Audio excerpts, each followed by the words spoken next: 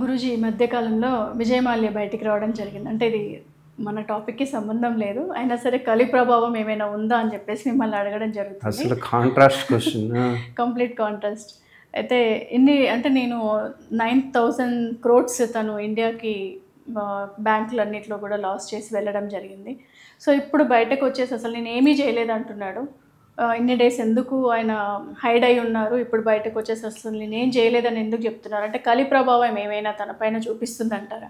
అసలు ఇది ఆధ్యాత్మిక సంబంధించిన విషయంగా నువ్వు మార్చాలని అనుకుంటున్నావు, నేను చెప్పాలనుకుంటున్నావు. కానీ విజయమాల్య కాదు, ఒక మనిషే కదా విజయమాల్య అనేది. తనకున్నటువంటి రాజ్యాంగంలో ఉన్నటువంటి లూప్ హోల్స్ని ఆధారంగా చేసుకుని కొందరు బిజినెస్ మ్యాన్స్ ఏం చేస్తారంటే బ్యాంకులని ప్రజల యొక్క ధనాన్ని వారి ధనం కింద వాడుకుంటారు. బ్యాంకులు కూడా అలాంటి వాళ్ళకి ఎక్కువ అప్పులు ఇవ్వడం మనం చూస్తాం. తప్పులు చేసేవాళ్ళకి అప్పులు ఇస్తారు, గొప్పగా కట్టేవాళ్ళకి.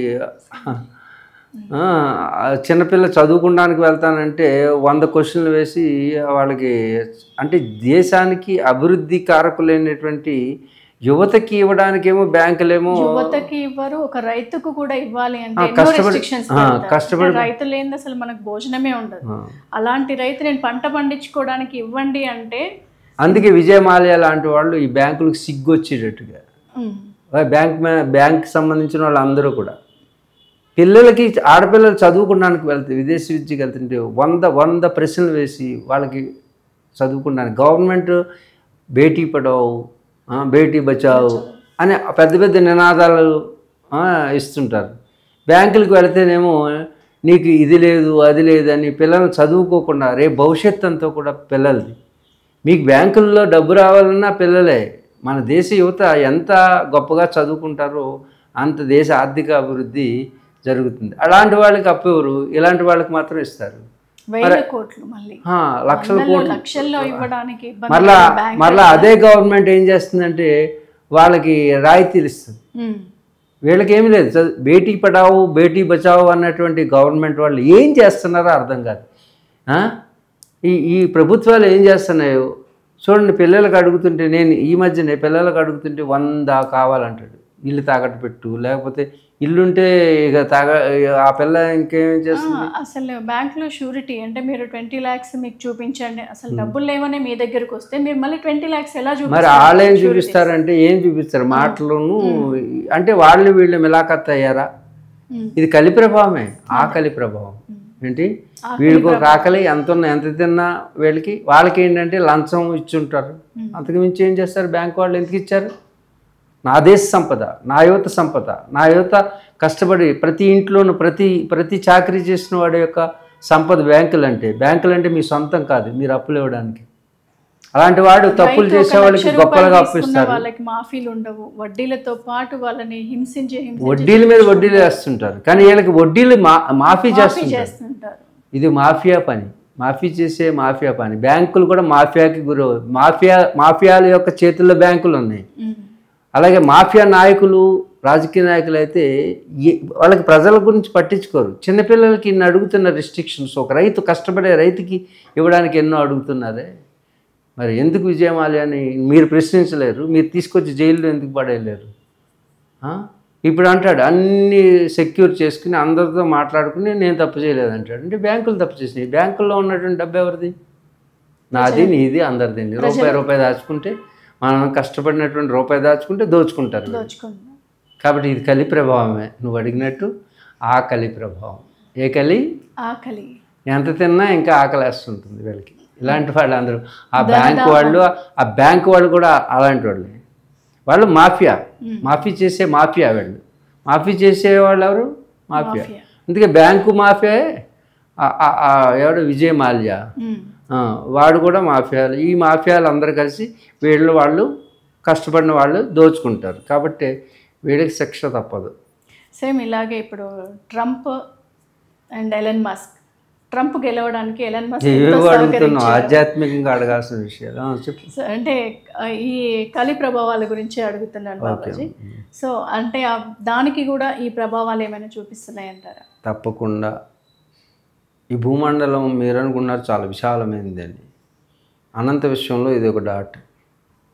ఆ భూమండలంలో మన భారతదేశంలో 1,40,00,000 మంది ఉన్నారు. ఒక చదరపుట్లో చెదలు 4 కోట్లు ఉంటాయి. కాబట్టి అది ప్రాణే, ఇది ప్రాణే. మనం అందరం గొప్పగా చెప్పుకుంటున్నాం. ఏంటి 140 కోట్లు ఉన్నాం. 140 కోట్లు ఉన్నామని. 140 కోట్లు చీమల పుట్టలో ఉన్న చీమలు అంతకన్నా ఎక్కువ ఉంటాయి. అది ప్రాణే. కాబట్టి చీమల పుట్టలో చీమలను చూసి మనం ఏమనుకుంటున్నాం, అది పోతే మనం ఏమైనా ఏడుస్తాం, గోల చేస్తున్నాం. అలాగే ఈ అనంత విశ్వంలోనూ ఈ మనుషులు అనే సమూహం అనేటువంటి చాలా చిన్నది. అనంత విశ్వం ఎంతో ఉంది, గెలాక్సీలు ఉన్నాయి, సూపర్ నెబులాలు, దాంట్లో ఇదంతా ఒక డాట్. దాంట్లో జరిగే దాని గురించే మనం మాట్లాడుకుంటున్నాం. సో అర్థమైందా? కాబట్టి ఈ యొక్క ప్రశ్న ఏంటి? ఎలన్ మస్క్ను ట్రంప్ నిన్నటి వరకు ఇద్దరు స్నేహితులు. అమెరికాకి అగ్రరాజ్యానికి ప్రెసిడెంట్ని చేయడంలో తన పాత్ర ఎన్ని లక్షల డాలర్లో కట్టబెట్టాడు. ఎందుకు అన్ని లక్షల డాలర్లు ఎందుకు ఇచ్చాడు? స్పేస్ ఎక్స్ అనేటటువంటిది, అలాగే స్టార్లింక్ అనేటటువంటిది ప్రయత్నం చేసి మార్స్ మీద జెండా పాతడానికి చూస్తున్నాడు ఎలన్ మస్క్. అదే ఎలన్ మస్క్ భూమండలం అయిపోయింది, మళ్ళీ మార్స్ మీదకి వెళ్ళి అక్కడ అదంతా అమ్ముకుని అక్కడ కాలనీలు కట్టుకుని డిజైన్ చేసుకోవాలని ప్రయత్నం చేస్తున్నాడు. మరి ప్రకృతి ఊరుకుంటుందా? ఇద్దరి మధ్యన అదే నేచర్. అంటే ధర్మం అంటే ఎలా ఉంటుందంటే, ధర్మం నువ్వు అధర్మం చేస్తుంటే వెళ్ళిపోతుంటావు. తారాస్థాయికి చేరినప్పుడు అది ప్రకృతి ఏం చేయాలో తాను చేస్తుంది. మనం ఎవరూ చేయలేము. వాళ్ళిద్దరిని విడదీయడం మన వల్ల కాదు. అమెరికా ప్రెసిడెంట్ అవ్వకుండా ఆపలేము మనం. కాబట్టి ఏం చేస్తుందంటే అప్పుడు ప్రకృతి ఇంటర్వ్యూన్ అవుతుంది. నువ్వైనా ఇంట్లో తల్లిదండ్రులు ఏం చేయలేకపోతున్నారు, ఊళ్ళో వాళ్ళు ఏం చేయలేకపోతున్నారు, ఎవరిని చూస్తే వాళ్ళని కత్తితో పొడుస్తాను అంటున్నావు. అప్పుడు పోలీసు వాళ్ళు కూడా ఏం చేయలేరు. అప్పుడు ఏం చేస్తుంది ప్రకృతి? ఇంకో రకంగా దాన్ని తీసుకెళ్ళి అక్కడ పడేస్తుంది. అందుగురించి ఈ ఎలన్ మస్క్కి ట్రంప్కి మధ్యలో వివాదం రావడం వల్ల చూడు, ట్రంప్ ఏం చేస్తున్నాడు, అన్ని దేశాలకి ట్యాక్స్ వేసి పడేస్తాడు. ఈ మధ్యన ఈ 2 రోజుల క్రితం ఫారినర్ ఇతర దేశాల నుంచి వచ్చినటువంటి వాళ్ళు అందరినీ ఇక్కడ కాల్చిపడైన అంటున్నాడు. ఏంటి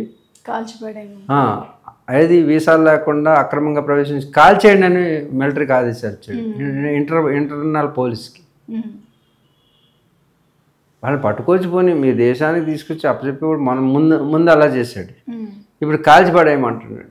అంటే ఈ విపరీతమైనటువంటి పరిస్థితులు, విపత్కర పరిస్థితులు తారాస్థాయికి చేరినప్పుడు ప్రకృతి సహజంగా విడదీస్తుంది అనమాట. అందుకు ఒకవేళ రేపొద్దున్న ఈ విపత్తులన్నీ తట్టుకోవాలి అంటే ట్రంప్ ప్రెసిడెంట్గా ఉండకూడదు. కాబట్టి నా ఉద్దేశంలో ట్రంప్ కూడా కిందకి దిగిపోవాలి అని అనుకుంటున్నాను నేను. అందుకంటే మన పిల్లలందరికీ, ఈ విశ్వంలో ఉన్న పిల్లలందరికీ కూడా అవకాశాలు కలగాలంటే ట్రంప్ ప్రెసిడెంట్గా ఉండకూడదు. ఒకప్పుడు మేము అనుకున్నాం టోనీ బ్లేయర్ అలాగే చేశాడు బ్రిటన్లో. అప్పుడు మా పిల్లలందరూ వచ్చి అడుగుతుండేవారు, శిష్యులు చాలామంది, మా డాక్టర్స్ని అందరినీ వెళ్ళిపోమంటున్నాను. నేను అప్పుడు మానసరోవరంలో ఉన్నాను. మానసరోవరం వెళ్ళిపోతే నేను వచ్చిన తర్వాత సరికి చూడండి అన్నాను. ఏదో యాదృచ్ఛికంగా అన్నాం. అప్పుడు మీ అందరి పిల్లల్ని ఉద్యోగాలు ఆపాలంటే ఆపలేము, ఆ ప్రధాని మారిపోతే మంచిది అన్నాను. వచ్చేసరికి ప్రధాని మారిపోయాడు, టోనీ బ్లేయర్ అనేది. అలాగా ఇతను కూడా ట్రంప్ కూడా మారిపోతే పరిస్థితులు, ప్రపంచంలో ఉన్న యుద్ధ వాతావరణాలు ఇవేమైనా సర్దుమణుగుతాయా అంటే ఏమో. అది ప్రకృతి యొక్క ఇంటర్వ్యూన్ ఎప్పుడైతే ప్రవేశిస్తుందో ఆ విధమైనటువంటి మార్పు కోసమే వీళ్ళిద్దరి మధ్యన వీడు ఆకాశంలోకి వెళ్ళిపోయి అంతరిక్షాన్ని ఆక్రమిస్తామని ఒక పక్కన ఉంటే, వీడేం చేస్తున్నాడు, ప్రపంచాన్ని కంట్రోల్ చేద్దాం. వీళ్ళిద్దరినీ కంట్రోల్ చేసే శక్తి ఎవరి దగ్గర ఉంది? ప్రకృతికి. అందుకు ప్రకృతి ధర్మం ప్రకారం వీళ్ళిద్దరి మధ్యన వచ్చినటువంటి ఏర్పాటు, ప్రకృతి ఏర్పాటే ఈ వేర్పాటు.